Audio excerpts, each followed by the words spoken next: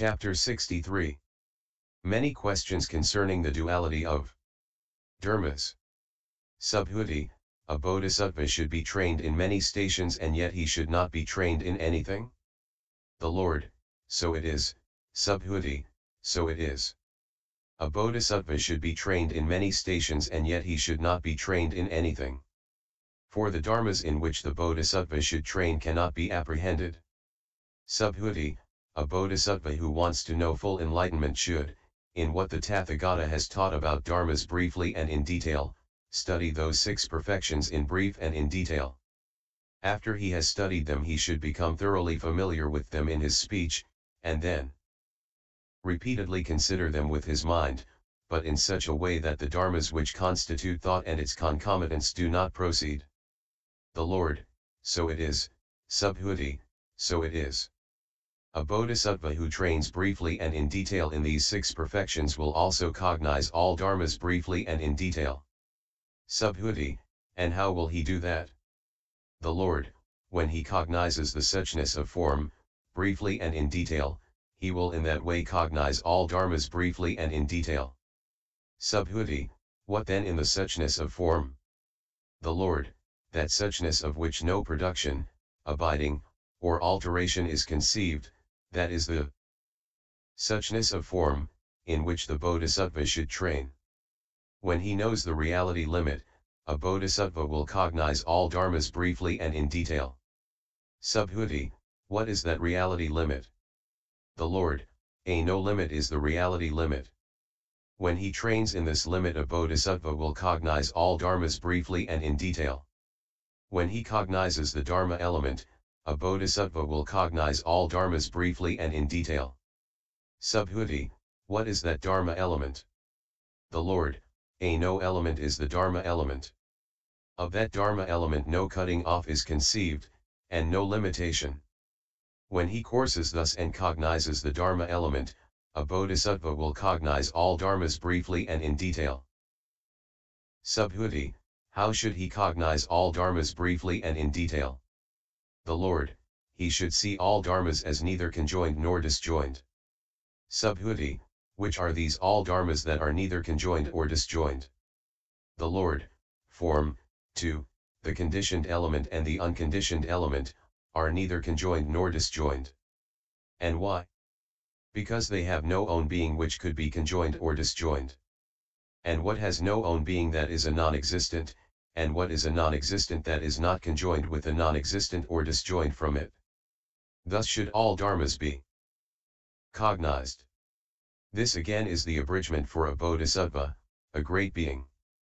For in this abridged perfection should a bodhisattva train as a beginner and until he has stood on the 10th stage. When he trains in this abridgment, a bodhisattva will cognize all dharmas briefly and in detail. Subhuti, is this an introduction for a bodhisattva whose faculties are keen? The Lord, this is an introduction also for a bodhisattva whose faculties are dull, or of a medium kind, or unconcentrated. This is an introduction for any bodhisattva who wants to train, but not for one who is lazy, inferior in vigor, confused in his mindfulness, disturbed in his thought. It is an introduction for one who exerts vigor, who is not lazy, whose mindfulness is well established, and who wants to train on the irreversible stage and to reach the knowledge of all modes. If a bodhisattva will train in the perfection of wisdom as it has been explained, he will, having trained in the perfection of giving, to the perfection of wisdom reach the knowledge of all modes. Whatever deeds of Mara may arise to a bodhisattva who courses in perfect wisdom, he will at once get rid of them again. Therefore a bodhisattva who wants to gain skill in means should train in the perfection of wisdom. At the time when a bodhisattva courses in the perfection of wisdom, develops it, and makes endeavors about it, at that time the Buddhas and Lords who reside in countless world systems and demonstrate the good Dharma, bring that bodhisattva to mind, as he courses in perfect wisdom. And why? The past, future, and present Buddhas and Lords have issued from the 6 perfections. A bodhisattva who courses in perfect wisdom should therefore expect that also he will reach those dharmas which the past, future, and present Buddhas and Lords have reached, will reach, and do reach. It is thus that a bodhisattva who courses in perfect wisdom should exert effort. When he exerts himself in such a way, then he will quickly know full enlightenment. A bodhisattva should therefore become one who is not lacking in attentions to the knowledge of all modes. If a bodhisattva, thus coursing in the knowledge of all modes, develops perfect wisdom even for the time of a mere finger snap, then he will beget a greater amount of merits than if he were to gratify all beings in the great trichiliocosm with gifts, or were to establish them in morality, in concentration, in wisdom, in emancipation, in the vision and cognition of emancipation, in the fruit of a stream winner, to Pratyekabuddha enlightenment. And why? Because all these, from giving to Pratyekabuddha enlightenment, have issued from this perfect wisdom. Those Buddhas and Lords also, who reside in the world systems in the 10 directions and demonstrate Dharma, they also have issued from this perfection of wisdom. All the past, future, and present Buddhas have come forth from this perfection of wisdom. Furthermore, if, for a second, or a day, or 100 days, or a year, or 100 years, or an eon, or for 100 eons, or for countless thousands of eons, a bodhisattva were to develop this perfection of wisdom with attentions which have the knowledge of all modes for their objective basis, he will beget a greater merit than one who were to gratify all beings in world systems equal to the sands of the Ganges with gifts, or would establish them in morality, to, in Pratyekabuddha enlightenment. And why? Because from this have issued those Buddhas and Lords who have arranged this foundation of meritorious deeds consisting in giving, to, the Pratyekabuddha enlightenment. Furthermore, one should expect a bodhisattva to be irreversible if he stands in the perfection of wisdom as expounded here. One should expect him to be endowed with the Tathagatas, if he is endowed with the skill in means. One should expect him to have honored many hundreds of thousands of nyotas of kotis of Buddhas, to have planted wholesome roots, to have been taken hold of by the good spiritual friend, to have coursed for long in the 6 perfections, to have developed the 14 kinds of emptiness, and so on, until we come to, one should expect him to have developed the 4 analytical knowledges, to possess the 6 super knowledges, to be a true crown prince, full of good intentions, not lacking in the vision of the Buddhas, or in wholesome roots, or in the Buddha field, with his inspired speech never interrupted, one who has acquired the dharnis, who has achieved an accomplished body, who has achieved the prediction, who can be reborn at will, who is skilled in entering on the letters and on what cannot be expressed by letters, skilled in what can and what cannot be expressed by worldly convention, skilled in finding one synonym, 2 synonyms, many synonyms, skilled in the words of women, men, and neuters, skilled in the past, future, and present, skilled in form and the other skandhas, in nirvana, in the mark of the Dharma element, of the conditioned and the unconditioned, skilled in existence and in non-existence. Own being and other being, in what is associated, disassociated, skilled in suchness, non-falseness, unaltered suchness, in the Dharma element.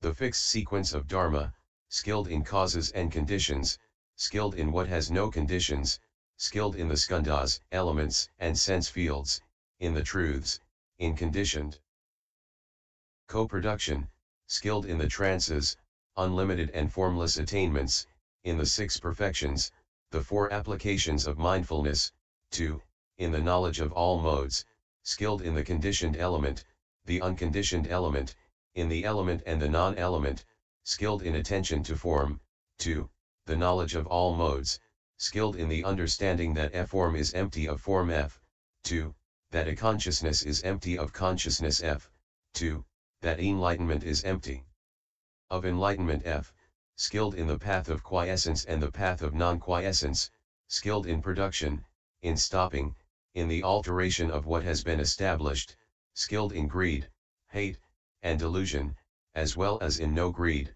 no hate, and no delusion, skilled in views and in no views, in false views and not false views, 2, skilled in all views, skilled in name and form, in objective supports, in the decisive condition, in modes, in marks, in ill, in origination, stopping, and the path, in the hells, animal births, world of Yama, men and ghosts, skilled in the path which leads to beings. Being reborn as men, in the gods, in the path which leads to rebirth among the gods, in the fruit of a stream winner, in the path which leads to the fruit of a stream winner, 2. In arhatship, in the path which leads to arhatship, in pratyekabuddha enlightenment.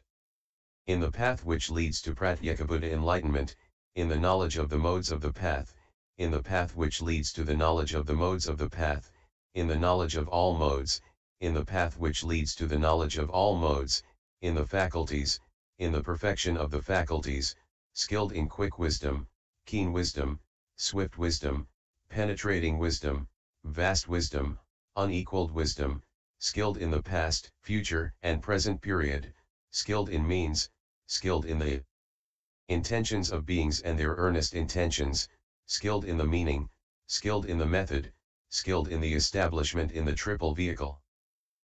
These advantages, subhuti, should be expected of that bodhisattva, that great being, when he courses in perfect wisdom. Aspires for it, develops it. Subhuti, how, O Lord, should one course in perfect wisdom, how aspire for it, how develop it? The Lord, one should course in perfect wisdom through the calmness of form, through its voidness, its vanity, insubstantiality.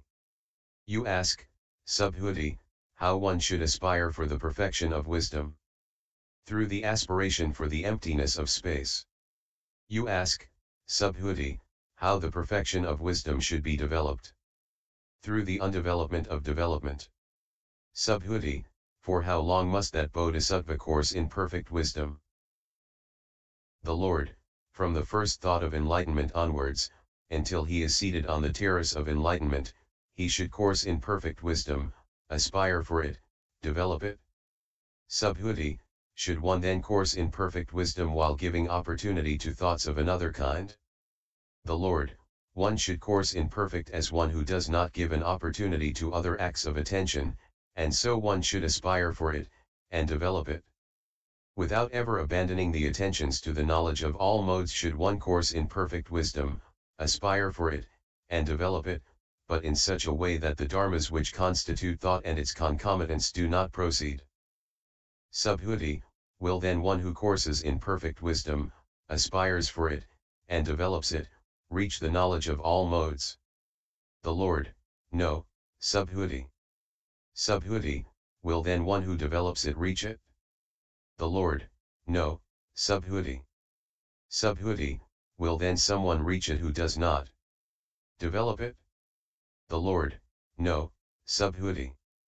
Subhuti, will then someone who both develops and does not develop reach it? The Lord, no, subhuti. Subhuti, how then can he ever reach the knowledge of all modes? The Lord, as suchness. Subhuti, how suchness? The Lord, as the reality limit. Subhuti, how the reality limit? The Lord, as the Dharma element. Subhuti, how the Dharma element? The Lord, as the element of a self, of a being, of a soul, of a person. Subhuti, what then is the element of a self, of a being, of a soul, of a person? The Lord, what do you think, subhuti, can one apprehend a self, a being, a soul, or a person? Subhuti, no, O Lord. The Lord, when one cannot apprehend a self, a being, a soul, or a person, how can I make people conceive of the element of a self, a being, a soul, or a person? In this way, without conceiving the perfection of wisdom, or all dharmas, one will reach the knowledge of all modes. Subhuti, are then the 6 perfections inconceivable? The Lord, not only is the perfection of wisdom inconceivable, but so are all dharmas, be they conditioned or unconditioned, be they disciple dharmas, or pratyekabuddha dharmas, or even Buddha dharmas. Subhuti, if all dharmas are inconceivable, how can one conceive the hells, the animal kingdom, the world of Yama, men, or gods, how the stream winners, 2, the fully enlightened Buddhas? The Lord, what do you think, Subhuti, can one apprehend the concept of a being? Subhuti, no, O Lord. The Lord, how then, if beings cannot be apprehended, can one conceive of the hells, too, the fully enlightened Buddhas? It is thus that a bodhisattva who courses in perfect wisdom should train in dharmas which are conceivable. Subhuti, should then a bodhisattva, who courses in perfect wisdom, not be trained in form, too, in the knowledge of all modes?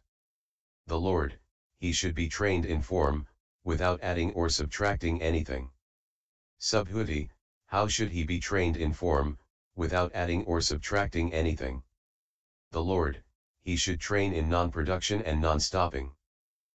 Subhuti, how should he train in that? The Lord, he should train in what has not been brought about, and there should be no development, nor non-development, of the karma formations. Subhuti, how should he train in what has not been brought about? The Lord, by seeing all dharmas as empty of own marks. Subhuti, how should all dharmas be seen as empty of own marks? The Lord, form should be seen as empty of form. 2. Enlightenment as empty of enlightenment. It is thus, Subhuti, that the Bodhisattva, the great being, who courses in perfect wisdom, should train in all dharmas as empty of own marks. Subhuti, if, O Lord, form should be seen as empty of form, 2. Enlightenment as empty of enlightenment, how can of a bodhisattva who courses place in perfect wisdom the coursing take? The Lord, a non-coursing is the bodhisattva coursing in perfect wisdom. Subhuti, for what reason? The Lord, because no perfect wisdom can be apprehended, no bodhisattva, no coursing, no one who courses, nor that whereby or wherein he courses. It is thus that a bodhisattva coursing in perfect wisdom is a non-coursing in which all these discoursings are not apprehended. Subhuti, if the coursing in perfect wisdom is a non-coursing, how should a bodhisattva, who is a beginner, course in perfect wisdom? The Lord, from the first thought of enlightenment onwards he should train in all dharmas as baseless. When he gives a gift, he should do so without taking anything as a basis. And so when he guards morality, 2, when he develops wisdom, 2, when he develops the knowledge of all modes.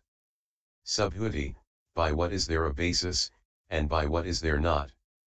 The Lord, in so far as there is duality, there is basis. Non-duality, that is non-basis. Subhuti, what then is duality? The Lord, in so far as there is I and form, 2, mind and mind objects, 2, in so far as there is enlightenment and the enlightened, that is duality. Subhuti, and what is non-duality? The Lord, in so far as there is no I and form, 2, no mind and mind objects, 2, no enlightenment and no enlightened, that is non-duality. Subhuti, is then the apprehended non-basis, or the non-apprehended? The Lord, neither. But on the contrary it is the sameness of basis and non-basis which is the non-basis. It is thus that a bodhisattva should train in the sameness of basis and non-basis.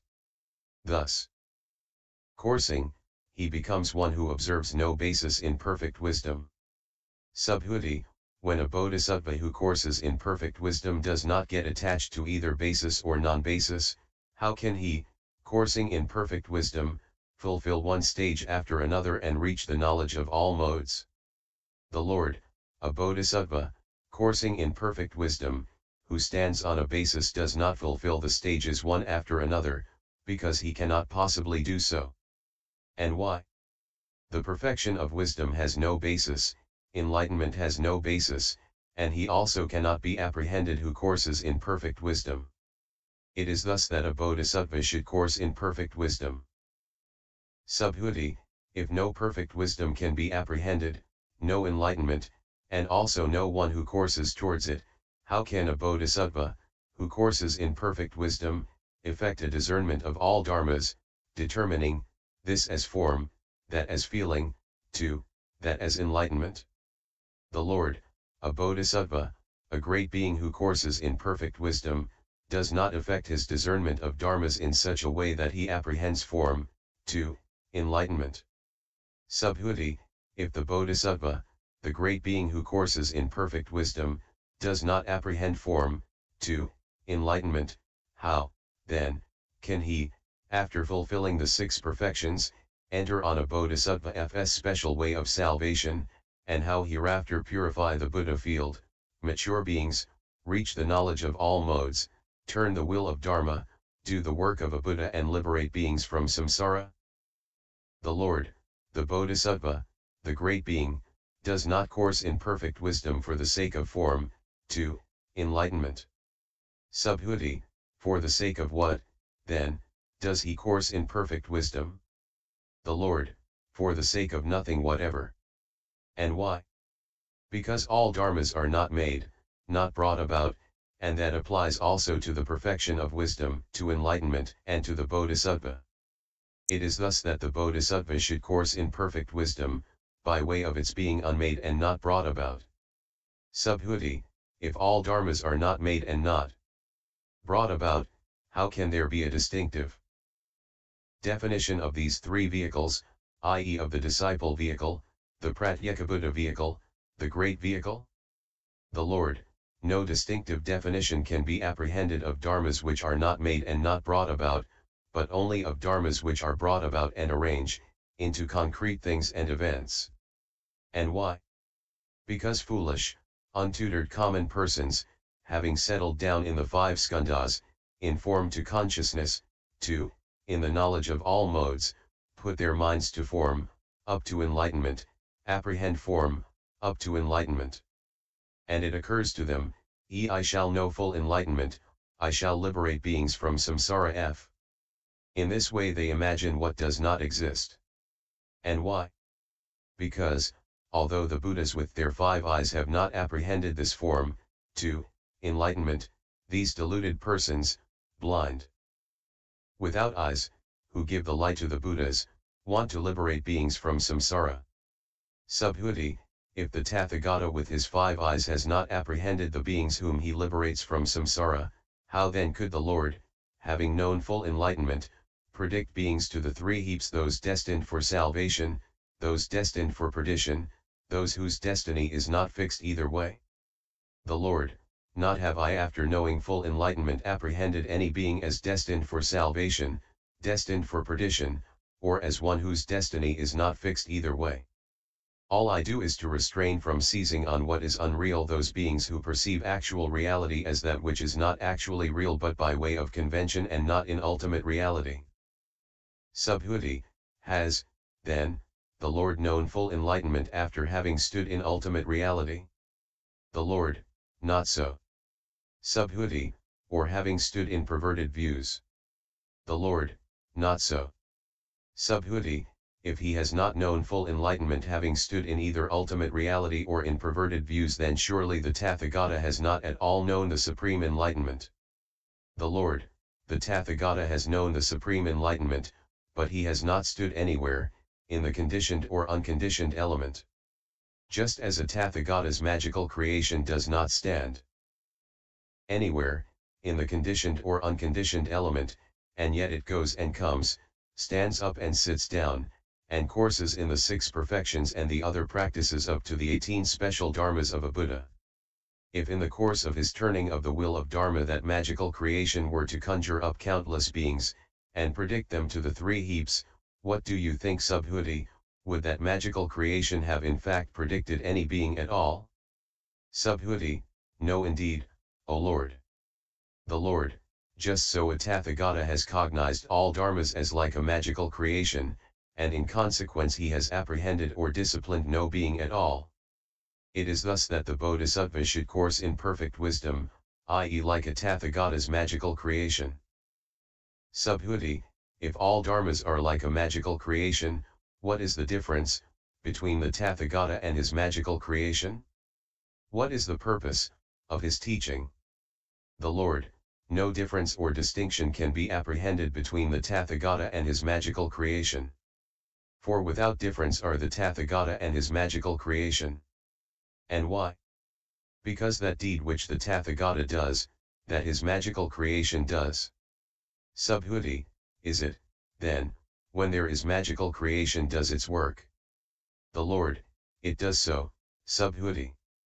The Tathagata that the Subhuti, or is it when there is not Tathagata that the magical creation does its work?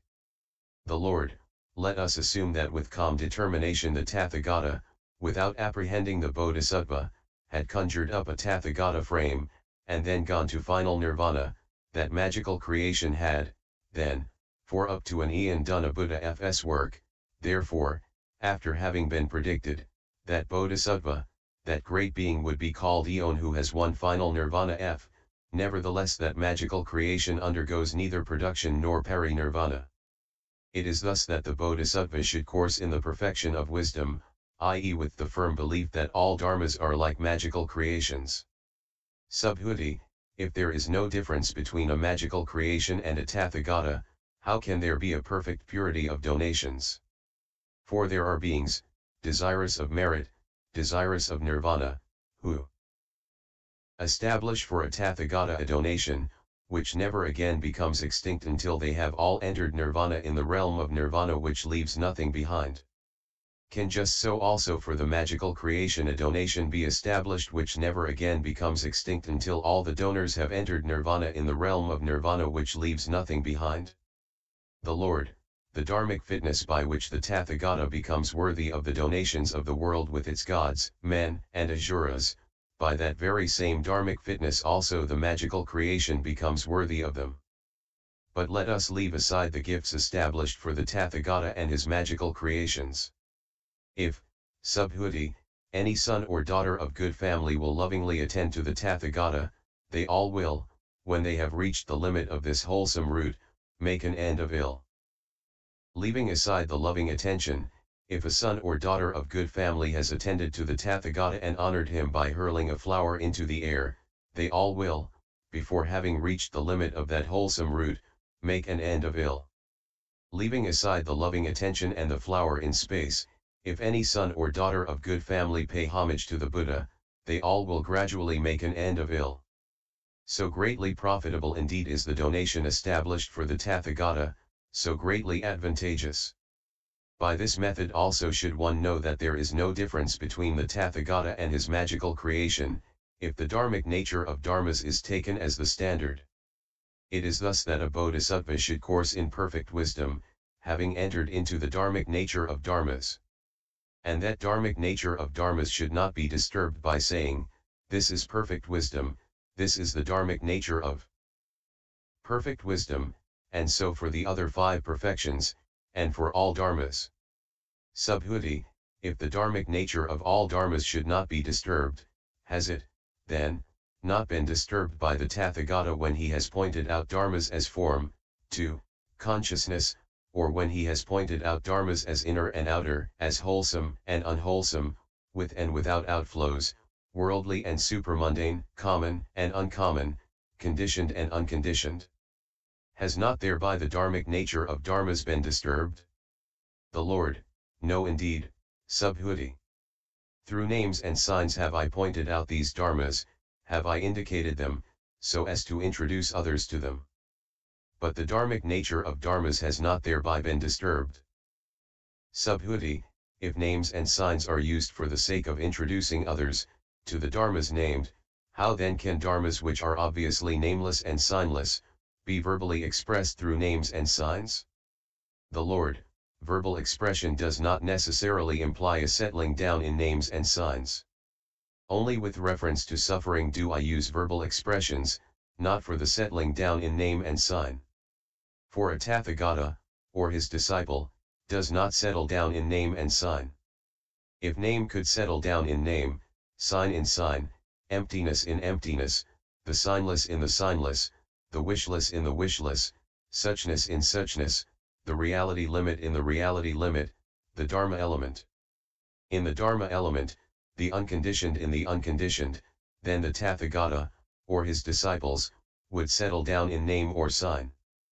But since all dharmas are mere words, they do not abide in them. It is thus that a bodhisattva, having taken his stand on mere words and signs, should course in perfect wisdom, but not settle down in it. Subhuti, if all dharmas are mere words and signs, what is the point of a bodhisattva's raising his thought to enlightenment, and why should he experience the manifold misfortunes of the karma formations? Why go on the pilgrimage of a bodhisattva, and give various gifts, guard morality, to develop wisdom, course in emptiness, to fulfill the great friendliness and the great compassion? The Lord, as Subhuti has asked, if thus all dharmas are but names and signs, what is the point of a bodhisattva's going on his pilgrimage? It is just because everything conditioned is mere name and sign, and those names are empty of names, those signs are empty of signs, that a bodhisattva, coursing on his pilgrimage, reaches the knowledge of all modes, and then turns the will of Dharma, thereby leading beings to nirvana through the three vehicles.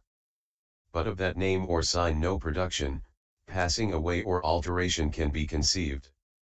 Subhuti, knowledge of all modes, knowledge of all modes. You say, O Lord. The Lord, so I do, Subhuti. Subhuti, the Tathagata has spoken of the knowledge of all modes, the knowledge of the modes of the path, and all knowledge. What is the difference, what the distinction, between these three kinds of omniscience?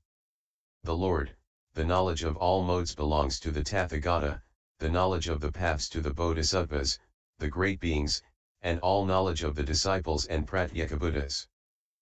Subhuti, what is the reason for this? The Lord, everything that there is, both inner and outer dharmas, that has been cognized by the disciples and pratyekabuddhas. But not all the paths, and not in all aspects. As Subhuti has asked, for what reason does the knowledge of the modes of the path belong to the bodhisattvas, the great beings? The bodhisattva, the great being, should produce and cognize all paths. The paths of the disciples and pratyekabuddha, and those of the bodhisattvas. Those paths should be fulfilled, and through them should be done what ought to be done on them. But the reality limit should not be penetrated.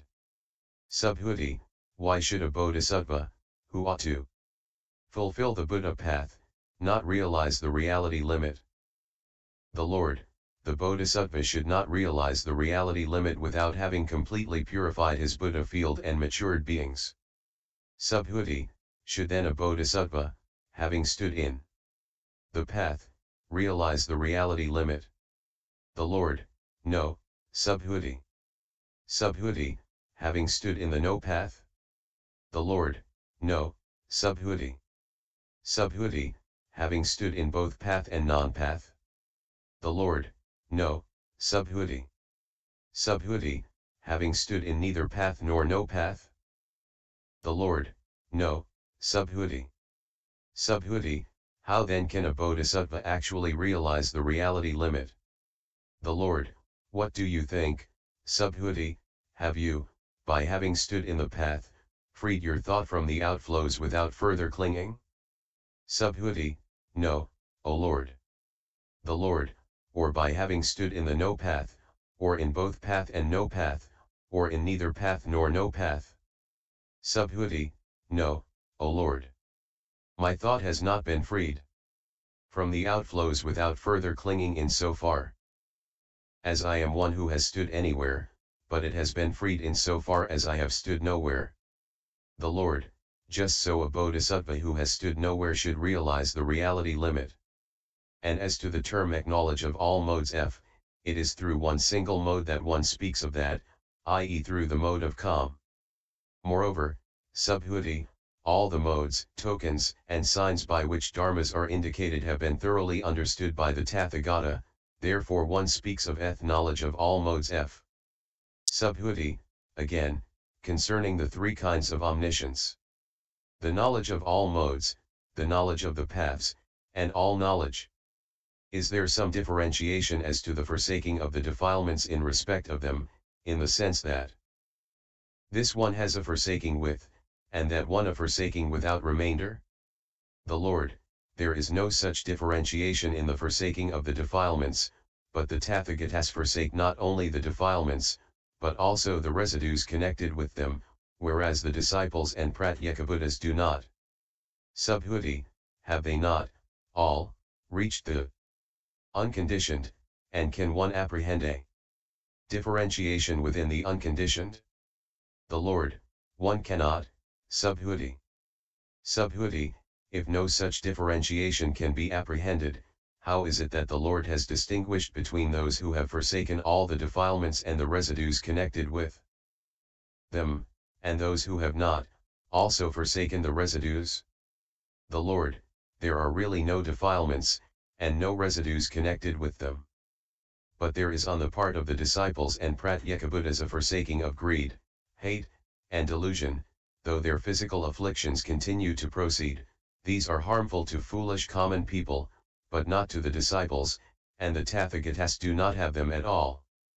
Subhuti, if, O Lord, non-existence is the path, non-existence is nirvana, how can one distinguish between stream winners, 2, Pratyekabuddhas, Bodhisattvas, great beings, and fully enlightened Tathagatas? The Lord, all these have been brought forth from the unconditioned stream winners, 2, fully enlightened Tathagatas. Subhuti, is it, then, perhaps the unconditioned which causes the distinction between them? The Lord, it certainly does not. Taking language as a standard, one can talk of stream winners, but in ultimate reality no such distinction can be caused. And why? Because the paths of speech do not lead to any valid concept. Subhuti, how can the final limit be conceived? The Lord, having made worldly convention into a standard, one can conceive of the final limit of those who have cut off the limit, but not by way of ultimate reality. Moreover, those whose former limit has been cut off, of them the final limit is conceived. Subhuti, when all dharmas are empty of own marks, how can one conceive of a former or a final limit? The Lord, so it is, Subhuti. Since all dharmas are empty of own marks, one cannot conceive of a former limit, how again of a final limit? That cannot possibly be. But on the other hand, to those beings who do not cognize dharmas as empty of own marks, just to them it has been explained that this is the former, this the final limit. But in dharmas which are empty of own marks no former or final limit. But in dharmas which are empty of own marks no former or final limit can in fact be apprehended. It is thus that a bodhisattva should course in perfect wisdom in dharmas which are empty of own marks. He, then, does not settle down anywhere, not in inner or outer dharmas, not in conditioned or unconditioned ones, not in those of the disciples or Pratyekabuddhas. Subhuti, in what sense does one speak of the perfection of wisdom f? The Lord, it has reached the highest perfection of all dharmas. In that sense one speaks of the perfection of wisdom f. Furthermore, it is through this perfection of wisdom that all disciples, Pratyekabuddhas, Bodhisattvas, and Tathagatas have gone beyond all dharmas, do go beyond, will go beyond. In that sense one speaks of a perfection of wisdom f. Moreover, in the ultimate sense the objectivity of dharmas is unbroken. Through this perfection of wisdom the Tathagatas have not apprehended a beyond in all dharmas. In that sense one speaks of the perfection of wisdom f. Furthermore, in this perfection of wisdom, suchness is contained, the reality limit, the dharma element. In that sense one speaks of perfection of wisdom f. Furthermore, perfect wisdom is not conjoined with any dharma, nor disjoined from it, it is not definable nor undefinable, not resisting nor non-resisting. And why? Because this perfection of wisdom is immaterial, undefinable, non-resisting, with one mark only, i.e. no mark. Moreover, this perfection of wisdom is the practice of all dharmas, it bestows an uninterrupted flow of flashes of insight and illuminations, it cannot be overpowered by Mara or the deities of his host, or by the persons who belong to the vehicle of the disciples and Pratyekabuddhas, nor can this perfection of wisdom of the Bodhisattva, the great being, be taken away by any heretics or bad spiritual friends. And why? Because all these cannot be apprehended in this perfection of wisdom, on account of the emptiness of own marks. It is thus, Subhuti, that the Bodhisattva, the great being, should course in this perfection of wisdom. Moreover, Subhuti, the Bodhisattva, the great being, who courses in the meaning of this deep perfection of wisdom, should course in the meaning of impermanence, ill and not self, in the meaning of the cognition of ill, of origination, of stopping, of the path, in the cognition of extinction, non-production, the Dharma, the subsequent Dharma, ultimate truth, 2, in the meaning of the cognition of what is just so. It is thus that the Bodhisattva should course in the meaning of perfect wisdom. Subhuti, if in this deep perfection of wisdom no meaning and no non-meaning is apprehended, how should the Bodhisattva, the great being, course in the meaning of the perfection of wisdom? The Lord, here the Bodhisattva, the great being, who courses in the deep meaning of perfect wisdom, should course as follow: he should not course in greed is useful or harmful to me, and so with hate, delusion, wrong views, 2, all that pertains to false views. And why? Because the suchness of greed, hate, and delusion, 2, the various false views, does not bring about the welfare or misfortune of anything. He should not course in form is useful or harmful to me, and so with everything up to enlightenment. And why? Because the Tathagata, when he has known full enlightenment, has not apprehended any dharma which would do him good or harm. Whether Tathagatas are produced or not produced, firmly established is just this dharmahood of dharmas, the established nature of dharmas, the element of dharma, and these do not do any good or harm. It is thus that the Bodhisattva, the great being, should, having relinquished all thought of good and evil, course in the perfection of wisdom. Subhuti, for what reason does the perfection of wisdom know good and no harm? The Lord, because the perfection of wisdom has no effect on the conditioned and unconditioned dharmas, for that reason it does no good or harm to anything. Subhuti, does, then, the unconditioned not benefit all holy men, the Buddhas and their disciples? The Lord, the unconditioned benefits all holy men, the Buddhas and their disciples. But it has not been set up so as to benefit or not benefit anything. Just as the suchness of space has not been set up to benefit or not benefit anything, just so likewise the perfection of wisdom of the Bodhisattva, the great being. Subhuti, does, then, the Bodhisattva, the great being, having trained in the unconditioned perfection of wisdom, not reach the knowledge of all modes? The Lord, he does, but not by way of duality. Subhuti, does then again a non-dual dharma reach a non-dual dharma? The Lord, no, Subhuti. Subhuti, does, then, a dual dharma reach a dual dharma? The Lord, no, Subhuti. Subhuti, does then a dual dharma reach a non-dual dharma? The Lord, no, Subhuti. Subhuti, does then a non-dual dharma reach a dual dharma? The Lord, no, Subhuti. Subhuti, how then is it just now attained? The Lord, when neither a dual dharma nor a non-dual dharma is apprehended. In this way the knowledge of all modes is attained by way of taking nothing at all as a basis. Chapter 64. Right Exposition. Subhuti, deep, O Lord, is the perfection of wisdom. Doers of what is hard are the Bodhisattvas who set out towards full enlightenment, and who, although no being is got at, nor the concept of a being, nevertheless for the sake of being set out towards full enlightenment. The Bodhisattva, who would wish to reach the knowledge of all modes for the sake of beings, would be just like a man who would wish to plant a tree in space when space can give no ground for its support. The Lord, so it is, Subhuti, so it is. Doers of what is hard are the Bodhisattvas who, for the sake of beings, set out towards the knowledge of all modes, and who, having fully known that knowledge of all modes, will then set beings free from their attachment. The unimpeded concentration. Just as it, Subhuti, a man would want to plant a tree. At first, before it is planted, he would not know the root of that tree, nor its branches, nor its trunk, leaves, flowers, or fruits. Having planted the sapling, he would from time to time look after it and water it.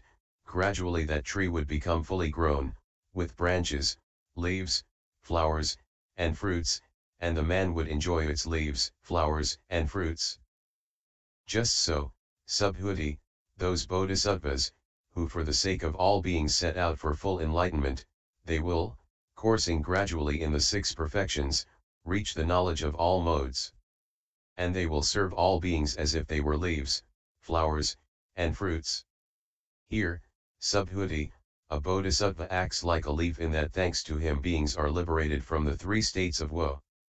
He is a flower in that thanks to the bodhisattva, the great being, beings are reborn in good warrior families, good Brahmin families, good householder families, that they are reborn in the realm of the four great kings, 2, among the gods of the realms of neither perception nor non-perception.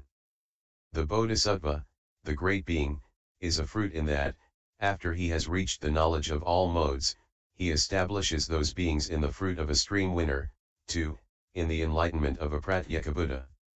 It is thanks to just this bodhisattva, this great being, that they reach the knowledge of all modes, and when they have reached it, they will also serve all beings as if they were leaves, flowers, and fruits. And those who give them donations, they all will gradually reach the final nirvana through the three vehicles, i.e. by the vehicle of the disciples, the vehicle of the Pratyekabuddhas, or the great vehicle they will win full enlightenment. And although they do not conceive of any being or the concept of a being, they will set free those beings from their attachment to themselves. It is thus that the bodhisattva, the great being, should course in perfect wisdom, i.e. in the conviction that those beings for whose sake I will reach the knowledge of all modes cannot be apprehended or conceived. Subhuti, that bodhisattva, that great being, should verily be known as a Tathagata. And why? For it is thanks to the bodhisattva that all the hells are cut off, all animal births, all worlds of yama, all untoward moments and states of woe, all poverty-stricken states, all inferior destinies, and the whole world of sense desire, the whole world of form, the whole formless world. The Lord, so it is, Subhuti, so it is. Just as a Tathagata should the bodhisattva be known. If, however, Subhuti, there were no bodhisattva, then the full enlightenment of the past, future, and present Buddhas and Lords would not be conceivable, there could be no manifestation of Pratyekabuddhas in the world, nor of Arhats, and the hells, too, the formless world could not be cut off. Moreover, Subhuti, when you say that just as a Tathagata should the bodhisattva be known, so it is, Subhuti, so it is, just as a Tathagata should the bodhisattva, the great being, be known. And why? Because that suchness through which the Tathagata is conceived, that suchness through the Pratyekabuddha and all holy men, through which form, 2, consciousness, as well as the conditioned and the unconditioned element are conceived, they are all just that suchness. Therefore is it called suchness. When he has stood in that suchness, a bodhisattva, a great being, will reach the knowledge of all modes. That is why he may be called a Tathagata. By this method should the bodhisattva, the great being, be known as just a Tathagata, when suchness is taken as the standard. It is thus, Subhuti, that the bodhisattva, the great being, should train in the perfection of wisdom which is suchness, he then trains in the suchness of all dharmas, and perfects it, then he will win the development of sovereignty over the suchness of all dharmas, become skilled in the faculties of all beings, gain the skill in perfecting the faculties, cognize that all that concerns beings is their own work, perfect the cognition which results from resolve, and purify the cognition of the 3 periods of time. Coursing in the pilgrimage of a bodhisattva, he will work the will of beings, purify the Buddha field, reach the knowledge of all modes, turn the will of Dharma, establish beings in the three vehicles, and lead them to the realm of nirvana which leaves nothing behind. It is thus, Subhuti, that the bodhisattva, the great being, on seeing all the virtues and advantages, should raise his own thought to full enlightenment, and likewise that of others. Subhuti, worthy of homage, O Lord, by the world with its gods, men, and asuras are those bodhisattvas, great beings, who course in this perfection of wisdom as it has been expounded. The Lord, so it is, Subhuti, so it is. Subhuti, how much merit, O Lord, does the bodhisattva, the great being, who has had his first thought of enlightenment, beget when for the sake of all beings he wants to know fully the supreme enlightenment?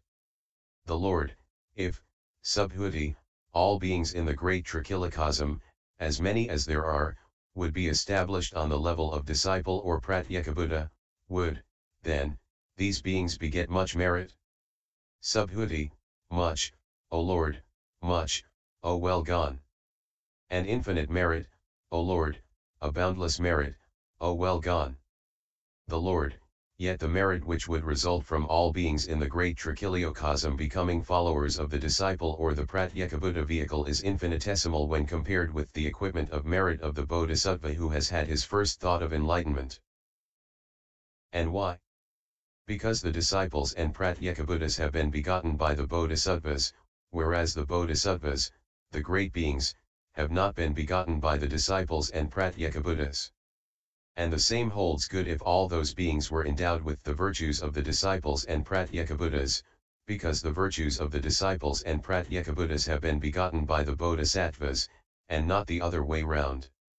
And the same holds good if all those beings were established on the stage of right insight, or on the stage where they become one of the clan, or on any other stage up to the stage of a pratyekabuddha, and likewise if they had all entered on a bodhisattva's special way of salvation, then their merit would be infinitesimal compared with that of a bodhisattva, a great being. And if again all beings in the great Trikhiliokosm were to become candidates for enlightenment, then their merit would still be infinitesimal compared with that of the Tathagata.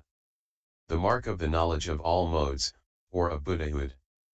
Subhuti, should the bodhisattva, the great being, O Lord, who has had his first thought of enlightenment, attend to the knowledge of all modes?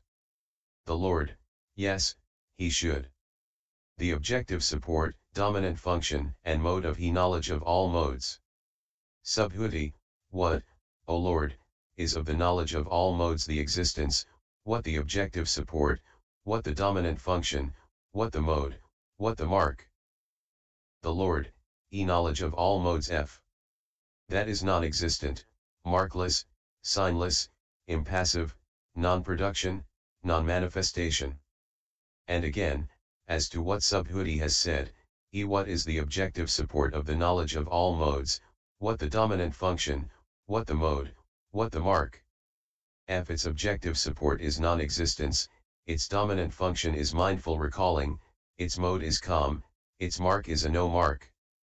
This the objective support of the knowledge of all modes, its dominant function, mark, and mode. Subhuti, is, then, just the knowledge of all modes non-existence, or also form, and everything up to the conditioned element. The Lord, the knowledge of all modes is non-existence. And so is form, too, the unconditioned element. And why? Because, Subhuti, the knowledge of all modes has no own being. And what has no own being, that is non-existence. Subhuti, for what reason has the knowledge of all modes no own being? The Lord, it has no own being acting in causal connection. And that which has no own being acting in causal connection, that is non-existence. It is by this method that all dharmas have non-existence. For own being.